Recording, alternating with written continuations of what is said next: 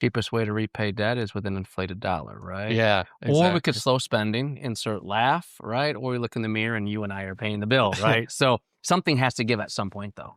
Yeah, I mean, we've known for years that we have a debt issue, and unfortunately, politicians can't say no to increasing the debt level. Hmm. And it's understandable, but eventually you have to pay the bill. And you're right. One of the ways to pay that bill, and a lot of economists are saying 2030 is kind of the trigger point, Hmm. where the U.S. will have to do some deleveraging. But largely, the U.S. is not going to default on debt, right? Hmm. I can guarantee we're not going to default on debt. But one of the ways that you deal with that is you do it through just allowing inflation to kind of eat away at the debt. Hmm. Cheapest way.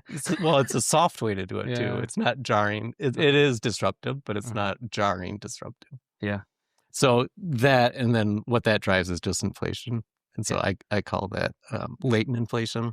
Hmm. Basically, you're paying for the inflation you should have had Right. as you're taking on the debt. Yeah. But that should start happening sometime in the 2030s, early 2030s, and hopefully, if the central bank does all of the right moves, we're not going to see enormous impact, but it certainly will have a huge shift in the business environment. Yeah, you don't repay almost $40 trillion without noticing it, right? We're Right? gonna feel it.